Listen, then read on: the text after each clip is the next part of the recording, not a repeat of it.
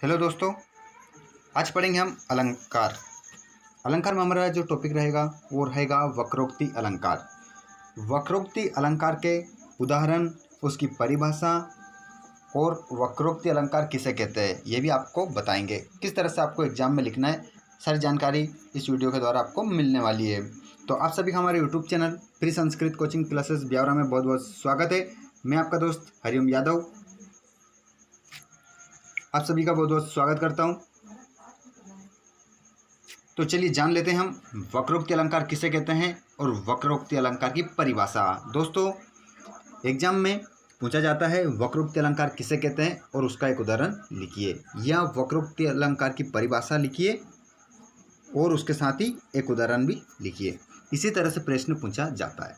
तो आपको ध्यान रखना है वक्रोक्ति अलंकार किसे कहते हैं और वक्रोक्ति अलंकार की परिभाषा, दोनों में आपको यही लिखना है। परिभाषा भी यही है और वक्रोक्ति अलंकार किसे कहते हैं तो इसे ही कहते हैं। ठीक है, तो यही परिभाषा है। और क्वेश्चन किस तरह से पूछा जाता है कि वक्रोक्ति अलंकार किसे कहते हैं, तो भी आपको यही लिखना है। तो अब जान लेते हैं हम वक्रोक्ति अलंकार की परिभाषा। वक्रोक्ति अलंकार जहाँ वक्ता के कथन के अभिप्राय से श्रोता दूसरे अर्थ की कल्पना कर लेता है, वहाँ वक्रोक्ति अलंकार होता है। समझिएगा इसको अच्छे से। जहाँ वक्ता का अर्थ होता है बोलने वाला। जो बोलने वाला होता है उसके कथन के अभिप्राय से श्रोता सुनने वाला दूसरे अर्थ की कल्पना कर लेता है, वहाँ वक्रोक्ति अलंकार होता है। दोस्तों, मैं बता देता हूँ आपको क्या होता है। हम मतलब कहना क्या चाहते हैं और सामने वाला उस बात को क्या समझ ले, यही वक्रोक्ति अलंकार होता है। वक्र धन उक्ति, इसमें संधि कौन सी है? गुण संधि है। संधि विच्छेद इस शब्द में कौन सी संधि है? गुण संधि है। संधि विच्छेद क्या होगा इसका? संधि विच्छेद में बता देता हूँ क्या होगा। वक्र धन उक्ति, ये संधि विच्छेद होगा इसका। ठीक है, वक्र धन उक्ति क्या बन जाएगा? वक्रोक्ति। वक्र का अर्थ होता है टेढ़ा, उक्ति यानी बात, जो हम बात कहते हैं वो क्या रहती है? हमारी उक्ति। तो ये हमने जान लिया वक्रोक्ति अलंकार की परिभाषा या वक्रोक्ति अलंकार किसे कहते हैं। दोनों प्रश्न यहाँ से आपको कंप्लीट होते हैं।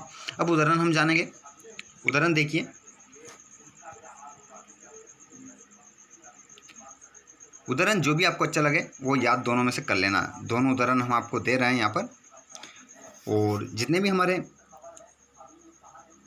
अभी देख रहे हैं फिलहाल में वीडियो, यदि आपने हमारे चैनल को सब्सक्राइब नहीं किया है तो प्लीज़ चैनल को ज़रूर सब्सक्राइब करें latest video update and notification के लिए, ताकि आपको सबसे पहले प्राप्त होते रहें। देखिए, पहला उदाहरण हम देखेंगे। मैं सुकुमारी नाथ वन जोगु, तुम ही उचित तप मो कहूँ बोगुम। विद्यार्थियों, हमने शुरू में पढ़ा है कि वक्ता के कथन के द्वारा श्रोता जो सुनने वाला होता है वो जो कहना चाहता है उसके विपरीत दूसरा अर्थ ग्रहण कर ले, वहाँ पर वक्रोक्ति अलंकार होता है। ठीक है, तो देखिए यहाँ पर क्या हो रहा है।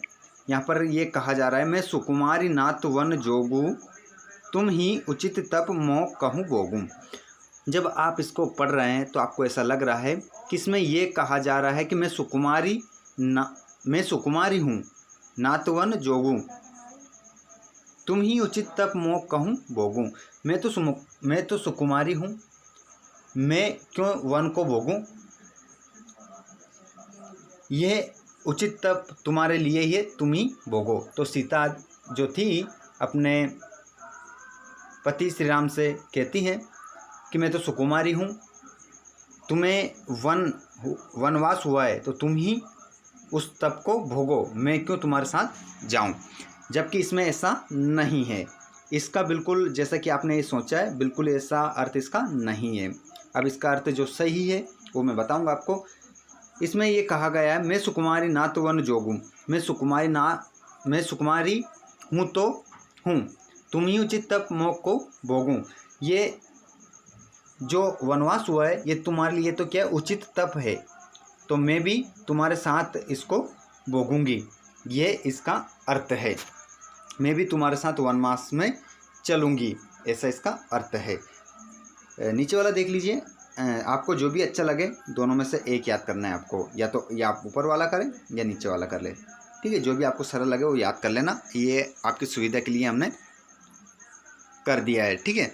और यदि आपने हमारे अलंकार के वीडियोस नहीं देखे हैं, हम बहुत सारे अलंकार डाल चुके हैं, यदि आपने नहीं देखे हैं तो चैनल के प्लेलिस्ट में जाकर अलंकार नाम से प्लेलिस्ट बनी हुई है, आप सभी अलंकार को अवश्य देखें। और ये भी जानें आप अलंकार कितने प्रकार के होते हैं, सब कुछ हमने आपको विस्तृत रूप से बताया हुआ है। चलिए तो दूसरा उदाहरण और देख लीजिए।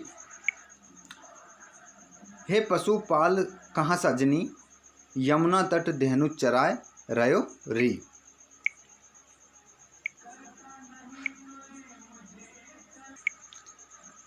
देखिए दोस्तों, ये उदाहरण बहुत ही अच्छा है,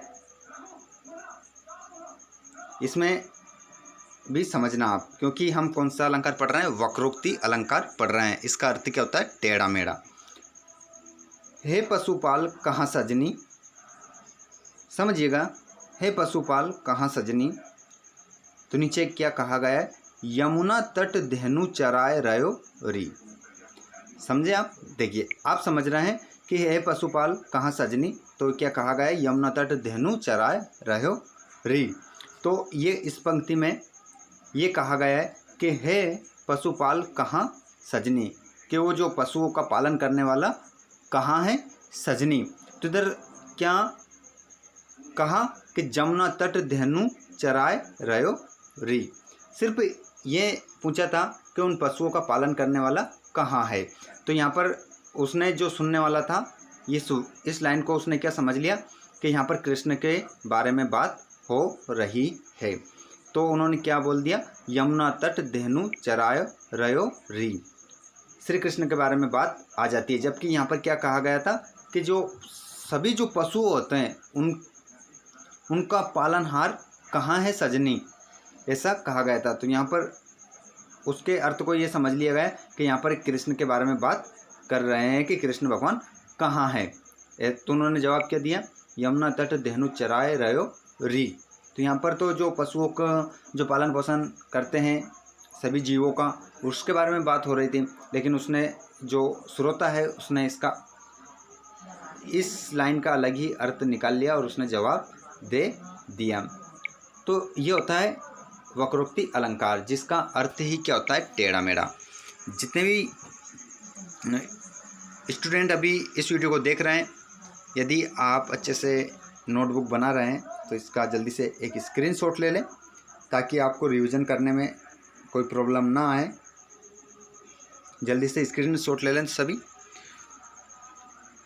यदि आपको वीडियो थोड़ा भी अच्छा लगा हो तो वीडियो को लाइक और शेयर ज़रूर करें, और हमारे चैनल पर आप पहली बार आए हैं तो चैनल को सब्सक्राइब करके बेल आइकन के बटन को दबा लें, जिससे आने वाले वीडियो आपको समय पर मिलते रहेंगे और अच्छे से आप तैयारी करते रहें। तो मिलते हैं अगले वीडियो में।